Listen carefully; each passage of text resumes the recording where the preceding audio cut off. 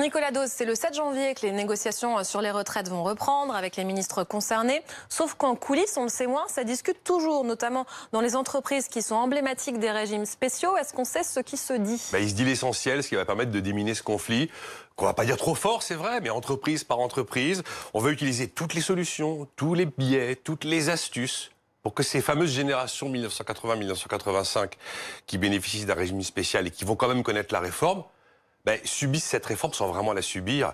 Et on va, ci et là, avec des outils tout à fait classiques d'ailleurs, désamorcer un à un les éléments qui les chiffonnent dans cette... Mais ça veut dire quoi? Il y aura un régime spécial pour les régimes spéciaux, c'est ça? C'est un peu ça, c'est de la clause du grand-père qui dit pas son nom. Alors on va trouver des solutions pour qu'il y ait quand même des départs anticipés. On va trouver des solutions pour que les niveaux de pension soient quand même maintenus, même si éventuellement ils étaient amenés à baisser, ou des solutions d'épargne retraite collective qui n'existent pas aujourd'hui. Par exemple, pour les départs anticipés.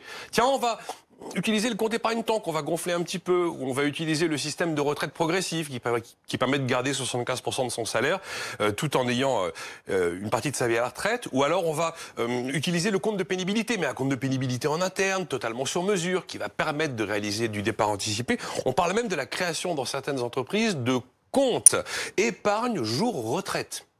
Ce serait une espèce de pré-retraite qui serait financée par l'employeur. Vous voyez, des solutions, en fait, pour que la réforme soit appliquée, mais sans être appliquée.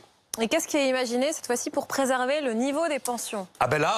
Principalement, dans les entreprises concernées, au moment où on bascule dans le nouveau système, on fait une simulation de ce que serait votre salaire sur les 6 derniers mois de fin de carrière. Et en fait, c'est le calcul de cette simulation qui va figer les droits acquis à la retraite. Donc en fait, on supprime les 6 derniers mois comme période de référence, mais tout en les conservant. Il y a aussi des systèmes d'épargne retraite collectif qui sont imaginés dans des entreprises, mais alors avec des aménagements pour permettre à l'employeur d'aider particulièrement ceux qui auraient moins de primes que les autres. Voilà, c'est avec ce type de négociation, ça se passe toujours comme ça.